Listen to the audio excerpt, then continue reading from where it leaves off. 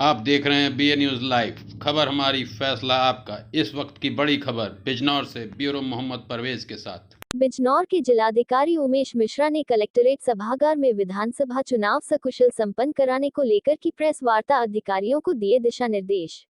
दरअसल आपको बता दें, जनपद बिजनौर के जिलाधिकारी उमेश मिश्रा ने विधानसभा चुनाव को सकुशल संपन्न कराने को लेकर कलेक्ट्रेट सभागार में एक प्रेस वार्ता का आयोजन किया, जिसमें जिलाधिकारी उमेश मिश्रा ने बताया कि माननीय निर्वाचक आयोग का 100% पालन किया जाएगा। यदि कोई व्यक्ति आदर्श आचार संहिता का उल्लंघन करेगा तो उसके खिलाफ सख्त कार्रवाई की जाएगी और यह प्रयास किया जा रहा है कि पूरे जनपद में एक ऐसा माहौल हो कि मतदाता अपने आप को स्वतंत्र व सुरक्षित महसूस करें और चुनाव सकुशल संपन्न कराने को लेकर लगभग सभी तैयारियां पूरी कर ली गई है और पोलिंग बूथों का भी निरीक्षण किया गया है। चुनाव में किसी तरह की कोई चूक न हो, उसी को लेकर गुंडा एक जिला बदल 151 अन्य कई कार्रवाई की गई है और कोई भी प्रत्याशी जुलूस या रैलियां नहीं करेगा और गाड़ी पर बड़ा झंडा नहीं लगाएगा। चुनाव आयोग का उल्लंघन करने वाले पर सख्त कार्रवाई की जाएगी और पोलिंग बूथ पर जो लोग रहेंगे उनको कोरोना वायरस के टीके लगवाने आवश्यक होगा। संप्रदाय, किसी अन्य कारणों से, जातीय ढंग से या कोई अन्य आर्थिक कोई गतिविधियां ऐसी हो सकती हैं जिस आयोग के निर्देश से जनपद में गठित कर दिया गया है। हमारी फ्लाइंग स्क्वाड टीम है, स्टैटिक सर्विलांस टीम है, वीडियो सर्विलांस टीम है, मीडिया सर्टिफिकेशन मॉनिटरिंग कमेटी है और कॉल सेंटर है। हमारा इतनी चीज़ें हैं जो एक्सपेंडिचर और एमसीसी वायलेशन का वो करेंगी। जो आपका सवाल था, तो उसमें हमारा कॉल सेंटर सेटअप है। 1950 टोल फ्री नंबर है, जिस पे कोई भी व्यक्ति कॉल करके अपनी शिकायत दर्ज करा सकता है। जैसा आयोग का निर्देश है, आज हम लोग उसको इनहेंस करके और 5-6 हेल्पिंग लाइनें उसमें व्यवस्थित करा देंगे और उसका एक प्रॉपर प्रेस नोट भी शाम तक आप लोगों को उपलब्ध करा देंगे। सुविधा के माध्यम से कोई भी व्यक्ति, कोई भी उम्मीदवार अपने किसी भी कार्यक्रम की परमिशन के लिए ऑनलाइन आवेदन कर सकता है और उसके आवेदन के 24 घंटे के अंदर हम नियमों के आलोक में उसकी परमिशन जारी करेंगे। पिछली बार भी रहा आप लोगों गया है डबल वैक्सीनेशन का, वो आयोग ने पोलिंग एजेंट और काउंटिंग एजेंट में भी लगाया है। काउंटिंग एजेंट और पोलिंग एजेंट भी अनिवार्य रूप से डबल वैक्सीनेशन किए गए व्यक्ति ही होंगे। अगर कोई व्यक्ति नहीं है और उसको लगाना है तो उसको 48 घंटे पूर्व की RT-PCR नेगेटिव की रिपोर्ट शो करनी पड़ेगी, तभी वो पोलिंग एजेंट या काउंटिंग एजेंट के रूप में काउंटिंग हॉल या पोलिंग स्टेशन के अंदर कार्य कर सकेगा। अब एमसीसी के बारे में कुछ मोटी चीज़ें मैं आप लोगों को बताना चाहूँगा कि एमसीसी कल से इन्फोर्स हो गई है। हमारी टीमें उस पर काम कर रही हैं। प्रत्येक विधानसभा में 2-2 टीमें लगाई गई हैं, जिसमें पुलिस के अधिकारी, प्रशासन के अधिकारी, संबंधित नगर निकाय के अधिकारी और खंड विकास के अधिकारी लगे हैं, जो इसका इन्फोर्समेंट कर रहे हैं। एमसीसी में जो थंब रूल है, पहला रूल ये है कि किसी भी शासकीय भवन पे किसी भी प्रकार की कोई भी पॉलिटिकल सामग्री नहीं होनी चाहिए। किसी भी गवर्नमेंट शासकीय के अलावा जो हमारे PSUs हैं, जैसे नगर पालिका हैं, इस तरह के म्यूनिसिपल कॉर्पोरेशन है, उनमें भी कोई इस तरह की प्रचार सामग्री नहीं होनी चाहिए। प्राइवेट इंक्लूडिंग सिक्योरिटी पर्सनल सभी लोग वहाँ महिला के कारण में तैनात होंगे। तो ये हम लोग चिन्हित करके जल्दी आप लोगों को भी शेयर करेंगे और बताएंगे। क्रिमिनल एंटीसीडेंट के बारे में आप लोगों को पता है, प्रेस रिलीज का सर्वे जारी भी किया था कि पॉलिटिकल पार्टी और प्रत्येक प्रत्याशी को एक सुप्रीम कोर्ट के गाइडलाइन के तहत एक अनिवार्य बाध्यता है। पॉलिटिकल पार्टी उम्मीदवार की घोषणा के 48 घंटे के अंदर एक वर्नाकुलर पेपर में, एक नेशनल पेपर में और अपने सोशल मीडिया प्लेटफॉर्म के माध्यम से यह तथ्य जाहिर करेगी कि उसने उस व्यक्ति का चुनाव क्यों किया जिसका कोई आपराधिक इतिहास या पृष्ठभूमि रही हो और उसने किसी अन्य व्यक्ति को उसकी जगह पे क्यों नहीं चुना। इसी तरह प्रत्येक उम्मीदवार जो अपने एफिडेविट में अगर कुछ ऐसा शो करता है तो उसे विड्रॉल के 4 दिन के अंदर पहली बार, विड्रॉल के 5वें से 8वें दिन के अंदर दूसरी बार और विड्रॉल के 9वें दिन से लेके पोल डे के 48 घंटे पूर्व तक तीसरी बार 2 अखबारों में अपनी इसकी डिटेल प्रकाशित करानी पड़ेगी, आपराधिक पृष्ठभूमि। और ये थोड़ा सा अलग बात है। का दिनांक 10 मार्च दिन बृहस्पतिवार 2022 तय किया गया है।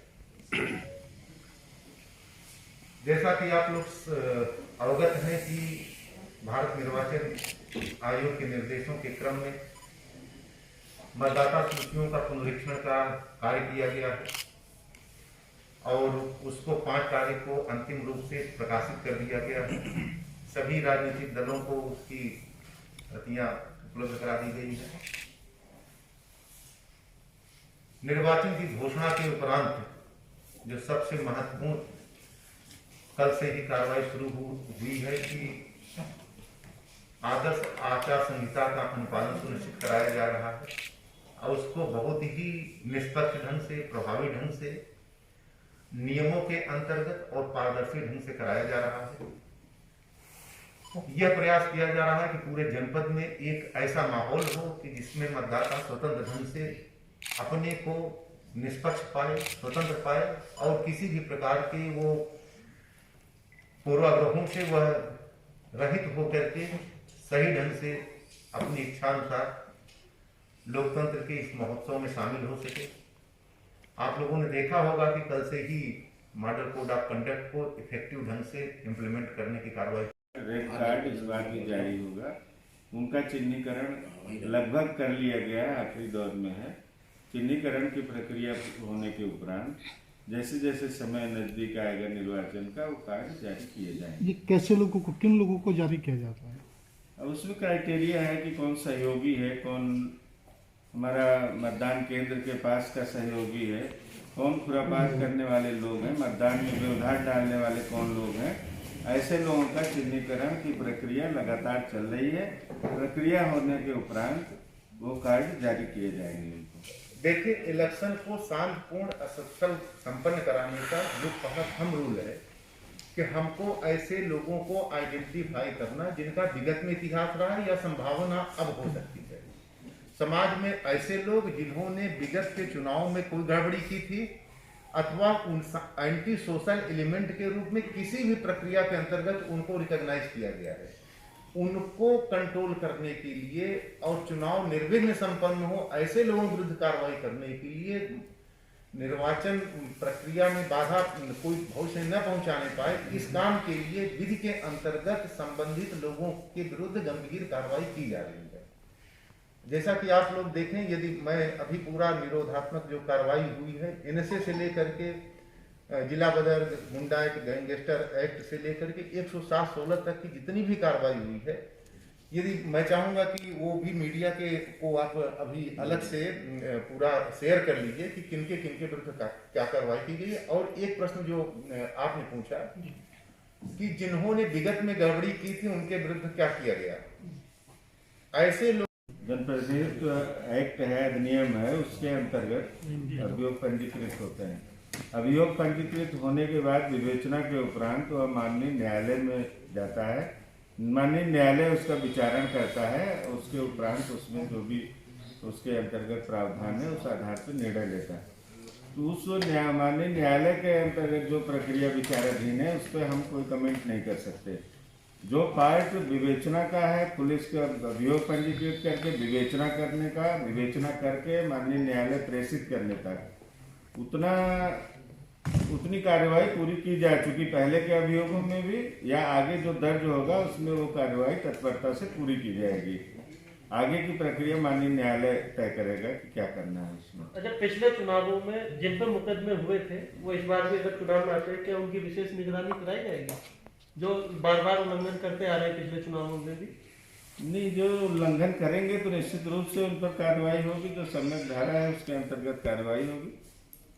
नहीं, इसमें एक चीज और है कि यदि किसी का इतिहास जो है विगत में कुछ अगेंस्ट लोक प्रतिनिधित्व अधिनियम के अंतर्गत कोई कार्रवाई की गई, कोई उनकी क्रियाकलाप इस प्रकार पॉइंट किए पाए गए हैं, तो उनके विरुद्ध निरोधात्मक कार्रवाई बड़ी प्रभावी ढंग से इस बार की गई है भी और भविष्य में भी की जाएगी। नहीं, कुछ लोग चिन्हित किए गए हैं इस प्रकार के जो पहले में पूरा बात ही रहे हो और उन्होंने मतदान प्रक्रिया को बाधित किया हो? नहीं, ऐसा कुछ नहीं है अपनी जनपद में। नहीं है। आप लोग भी हैं, पॉकेट्स हैं, इंडिविजुअल व्यक्ति हैं, इस प्रकार का कोई अभी हमारे संज्ञान में, आप लोगों के संज्ञान में बताएं कि कोई ब्लॉक या कोई विधानसभा इस रूप में हम लोगों ने आइडेंटिफाई नहीं किया है। लेकिन जो व्यक्ति हैं जिनके द्वारा किया गया है उनके विरुद्ध निरोधात्मक कार्रवाई की जा रही है प्रभावी ढंग से उनके निरुद्ध करके, और काफी बड़ी संख्या है जिनमें हम लोगों ने गुंडा एक्ट किया है, एनएसए की कार्रवाई की गई है, गैंगस्टर की कार्रवाई की गई, 107-16 की कार्रवाई की गई है। पूरे प्रदेश में मैं यहाँ पुलिस अधीक्षक को और उनकी पूरी टीम को बधाई दूंगा कि बहुत इफेक्टिव ढंग से इस बार निरोधात्मक कार्रवाई की गई है, जिससे चुनाव शांत। और हम ये प्रयास करेंगे कि सभी राजनीतिक दलों को, सभी प्रत्याशियों को, जो भी लोग इससे पूरी प्रक्रिया से जुड़े हैं, उनके साथ ही साथ पूरे जिले के मतदाताओं को यह महसूस हो कि सभी के साथ एक जैसा व्यवहार किया जा रहा है, सभी को समान प्लेटफॉर्म दिया जा रहा है और सबको अवसर की समानता और अपने स्वतंत्र रूप से निष्पक्ष होकर के, निर्भीक होकर के अपने मत का प्रयोग करने का एक माहौल बनाने का जनपद में पूरा प्रयास किया जा रहा है। और ये सुनिश्चित किया जाएगा कि जनपद में चुनाव स्वतंत्र हो, निष्पक्ष हो, शांतिपूर्ण ढंग से हो और सुरक्षित हो।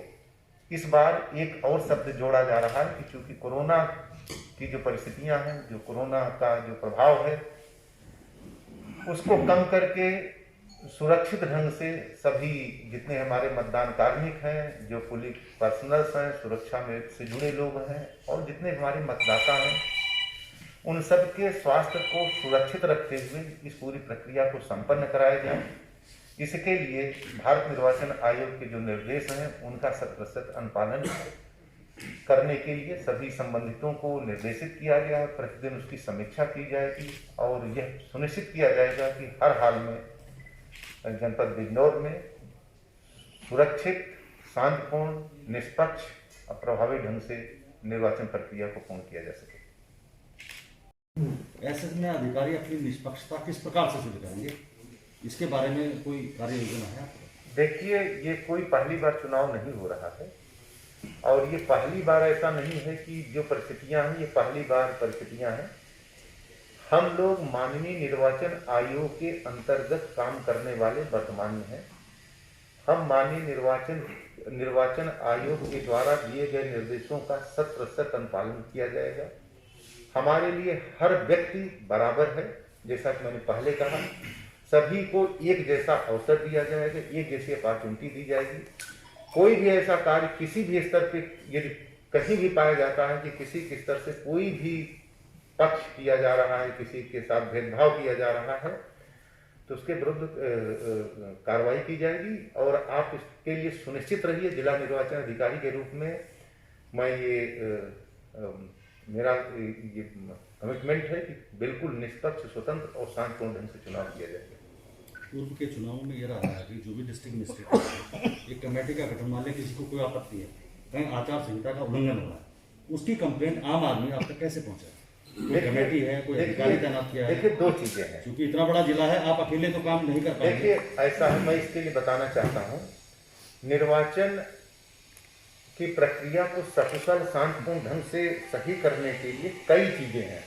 जैसे कि हमारा एक परमानेंट एक शिकायत के लिए एक पूरा पटल तय किया गया है।